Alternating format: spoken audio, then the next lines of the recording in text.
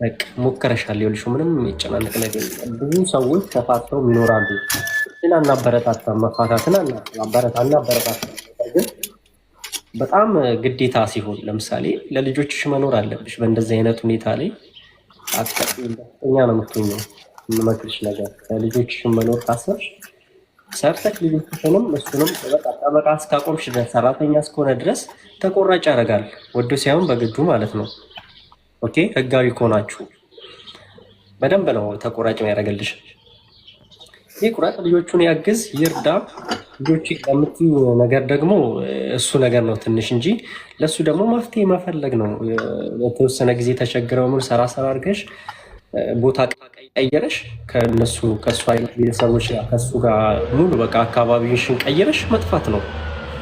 ገብትሻል አይደል? ሞር ደግሞ የምታውቂያቸው ሰዎች የሩቅም ቢሆን ዘመድ አካባቢ በሚገኝበት ሄደሽ መኖር ትችያለሽ። ምንም ያጨናንቅ ነገር የለም። አናበረታታም ፍቺን። ግን ይህን ያህል ደግሞ 17 ዓመት ሙሉ ሴት ልጅ እንደዚህ መሰቃየት የለባትም። ሰፈርሽ የት ነው እያሉ ነው ቅርንፉድ የሚባል ልጅ አይ ማለት እዚህ ጋር ሌላ ፕራይቬሲ ነገር ማውጣት አልፈለኩም። እዚህ ጋር ባይሆን አውራት፣ በቃ በውስጥ አናግራት። ነገር ግን አንቺ ደግሞ የራስሽን አዳምጪ። እሺ መጀመሪያ ቅርንፉድ ብዙም ሰው የሚመክር ሚኪ፣ እኔ ነገርኩ በቃ ውሳኔ አንድና አንድ ነው። ምክንያቱም ለማይጠቅመኝ ህይወት ብዙ ለፍቻለሁ። በቃ ምንም የተለወጠ የተሻለ ነገር የለም። አንድና አንድ ውሳኔ ይሄ ነው። አሁን አንደኛ ያሳሰበኝ እህቶቹ መጥተው እንትን እንዳይሉኝ ነው። ምክንያቱም እንደነገርኩ እነሱ ስለኛ የሚያውቁት ጠልቀው የሚያውቁት ነገር ስለሌለ እነሱ ሊይዙኝ ይችላሉ ብዬ እንትን አልኩኝ። እኔ ደግሞ በቃ መሻር አልፈልግም ይህን ውሳኔ። በዚህ ህይወት መቀጠል ስላልፈለግኩ በቃ ስለሰለቸኝ ስለደከመኝ፣ እሷም ሁሌም ምንም አታመጣም ነው ገባ? ምንም አታመጣም፣ ምንም አታደርግም። አልቅሳ ትመለሳለች። በቃ ልቤን ያውቀዋል በደንብ ምን አይነት ልብ እንዳለኝ ስለሚያውቅ ነው ይህንን ሁሉ አመት ሲጫወትብኝ የኖረውና ብዙ ለማስመሰል ሞክሬያለሁ።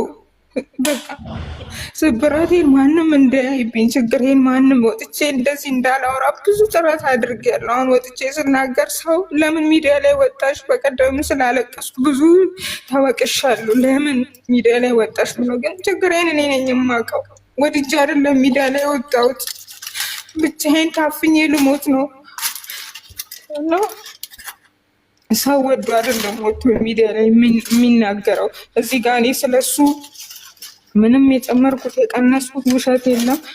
እያንዳንዷ ነገር እኔ በማስረጃ በመረጃ ነው የምናገረውም። እሱን እንኳን መክሰስም መውቀስም ከፈለግኩኝ መረጃ ይዤ ነው ገባ? እና እኔም ቤተሰቦቹ ናቸው አሁን አዲስ ያገኘኋቸው ያልኩ እህቶቹ፣ እነሱ እንዳይዙኝ ነው ውሳኔን እንዲያሽሩብኝ። ምክንያቱም እሱ ውስጥ ተመልሼ ከእሱ ጋር መኖር አልፈልግም። በቃ እኔ ኦልሬዲ ወስኛለሁ እኮ። ግን በንዴት ደግሞ በጣም ኃይለኛ ሰው ስለሆነ ወይ ሌሊት ጠጥቶ መጥቶ አለ አይደል እንደ እናት የምታስበው ነገር አለ። አሁን ጊዜው ከፍቷል። በንዴት የሆነ ነገር ቢያደርግስ ልጆች፣ እኔ ይሄ ነገር ምንም ሊያስቀምጠኝ አልቻለም። ሰላሜን እየነሳኝ ያለው ይሄ ነው። የጥሪ እንትን ከደረሰው አሁን እሱ አያውቅም ይህን ነገር። ምናልባት እንዲህ ላይቭ ምናምንም ስለማያውቅ እዚህ ጋር ላይ ሰማ ይችላል ወይ ሰው ካልነገረው በስተቀር እኔ የወሰንኩትንም እንዳለ ከስልኬን ብሎክ ስላደረኩት ውሳኔንም አላሳወቅኩትም እና ከሰማ ግን የፈጠር ነገር ይኖራል ብዬ ነው እኔ የተጨነቁት። ወይ ሰማሽ ነው ነኝና። እሺ ዲቦራ፣ ኦኬ፣ እንዴት አደራችሁ? ሰላም ናችሁ? መቅድዬ፣ በእርግጥ ይገባሻል፣ ይገባኛል ህመምሽ። ትክክል። ያው አብረንም የኖርን የአንድ አካባቢ አንድ ሰፈር ልጆች ነን። ትክክል። ግን እዚች ጋር ያው ብዙ ጊዜ ኖረሻል። ጠንካራ ሴት ነሽ። ያው ለልጆች አንደኛ መኖር አለብሽ። አንደኛ ለልጆች፣ ሌላውን ታዩ። ሀብት ንብረት ሁሉ ነገር ቀሪ ነው።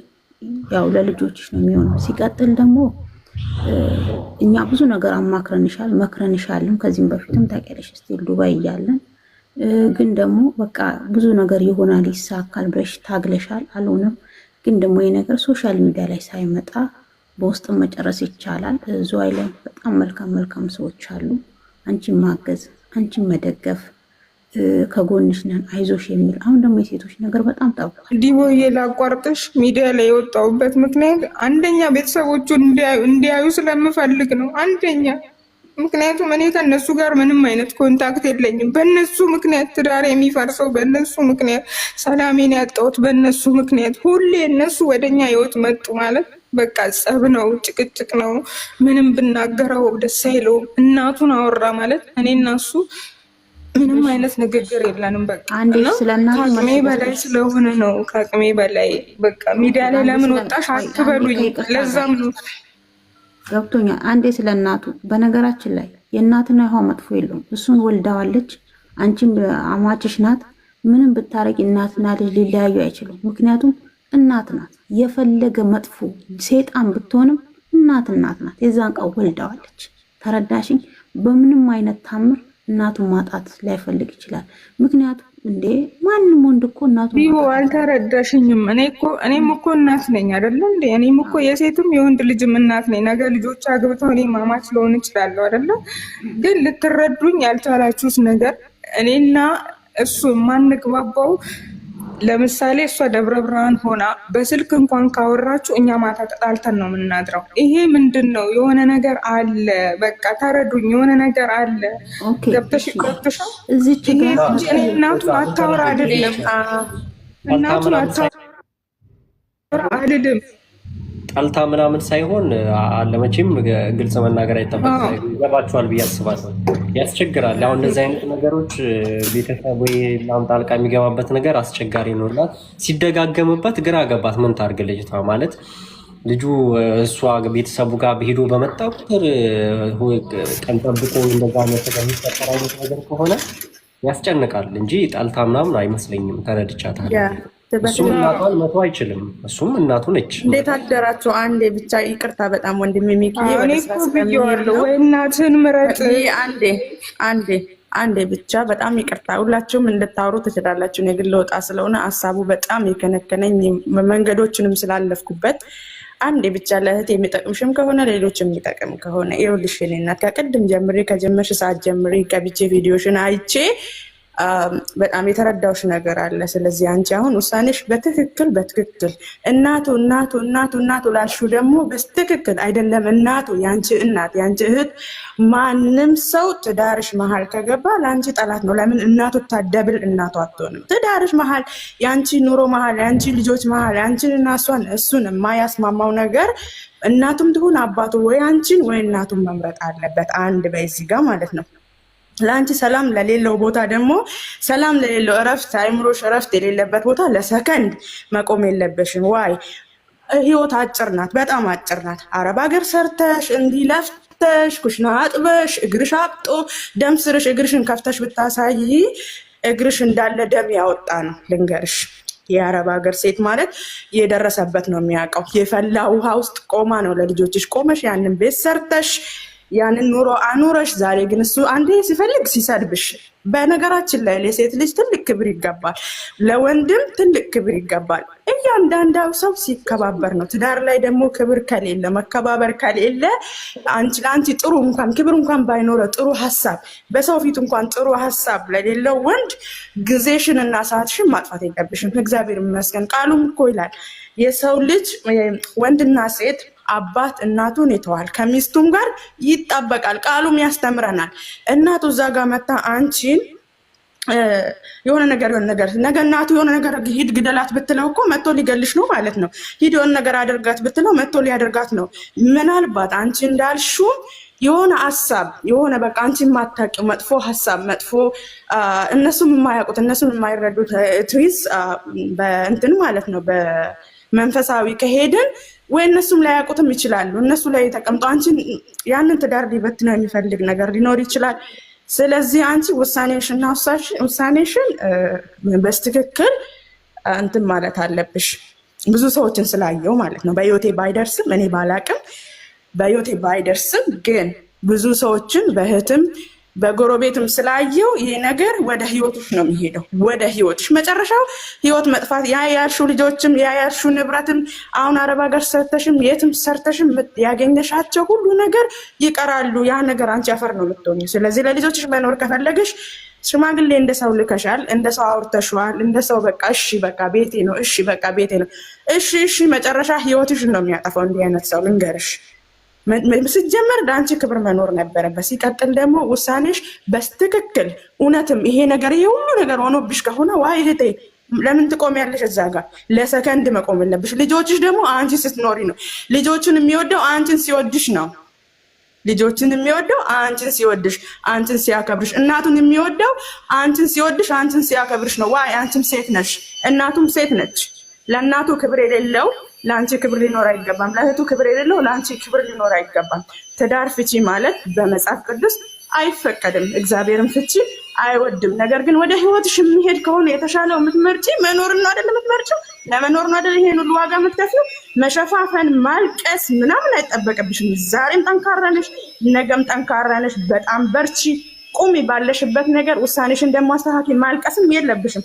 እግዚአብሔር ይመስገን 3 ልጆች አሉኝ ብለሻል፣ የሌላቸውም አሉ። ስለዚህ ጠንካራ ነው መሆን ያለብሽን። እንባሽን ለምን ታፈሻለሽ? ሰርተሽ ለያጣሽው ቤት፣ አንቺ ለሰራሽው ህይወት ኖ ማልቀስ የለብሽም። ሴት እኮ ነሽ፣ አታልቅሽ። ዛሬ ብታለቅሽ አይንሽ ነገር ላይ ሰራ ይችላል። ከምንም በላይ ደግሞ ሜንታሊቲሽ በጣም ሊጎዳ ይችላል። ስለዚህ እኔ በእህቴ ስላየው ነው፣ እህቴ ላይ ደርሶ ስላየው እህቴን ስላየዋት ነው። ሩቅ አትሂጂ። ደግሞ በቅርቡ ቀነኒን ያየናት ናት። ግን የቀነኒን ደግሞ እኔ እዚህ ጋር እውነቱን እግዚአብሔር ነው የሚያውቀው። ሴት ልጅ ግን እየተደበደበች እየተጨቆነች ነገ ዛሬ ልጆቼ ዋይ ልጆችሽ እኮ አንቺ ስትኖር ይኖራሉ። በውሳኔሽ ሂጂ። እዚህ ሆነሽ ደግሞ አንድ የምመክርሽ ነገር ምንም አይነት እርምጃ አትውሰጂ። እዛ ሄደሽ ተደብቀሽ ነገሮችን በስትክክል ብር ነው አይደል ያልሽው? ብር የለኝም እዛ ሄጄ ካልኳት ብሩን እስክታገኝ ያንን ሀሳብሽ ላይ እስክትደርሺ ድረስ ምንም አይነት ነገር አታንሺ። አንቺ እዛ ጋር ካልቆምሽ፣ ቦታው ላይ ከሌለሽ ማንም እንዳንቺ የሚያደርግልሽ ሰው የለም። ማንም በአንቺ ቦታ የሚቆምልሽ አባትሽ እንኳን አይቆምልሽም። ዛሬ ሰው በብር የተሸጠ ነው። ጠበቃ ላልሽውም ዛሬ ጠበቃው ብሩን በልቶ ነገ እንደዚህ ሊሆንልሽ ነው እንደዚህ ሊሆንልሽ ነው። አሁንም ትበያለሽ። ማድረግ ያለብሽ ምንድን ነው? ብርሽን ስሪ፣ ስራሽን ስሪ፣ ራሽን አረጋጊ፣ ለልጆችሽ ጸልይ። አንቺ በቃ ይሄን ነገር ማድረግ እችላለሁ ስትይ ወደ ሚዲያም ሳታውጪ ለማንም ሳታውሪ ድብቅ ጠንካራ ሴት ሆነሽ እዛ ቦታ ላይ ደርስሽ ይሄንን ነገር መፈጸም ትችያለሽ። ምንም አትበይ። እንዳልሽው ለልጆችሽ መጥፎ ነው። ይሄ ሰው የሚጠጣ ሰው ነው። ይሄ ሰው ባክግራውንዱ ሌላ ነገር ሊኖር ይችላል። እሱ እግዚአብሔር ይወቀው። ስለዚህ አንቺ ቆም ብለሽ አስበሽ እንደ ሴት ይሄን ሁሉ መከራ አልፈሽ 17 ዓመት ማለት አንድ ልጅ ተወልዶ የሚያድግበት ሁኔታ ነው። ሰው እዛ ጋር ቁሚ፣ ብርሽን አጠራቅሚ። ለራሽ ምሰሪው 50 ብር ለምሳሌ 50 ብር ምሰሪ ከሆነ 25ቱን ለልጆችሽ፣ 25ቱን ለዓላማሽ፣ 25ቱን ለልጆች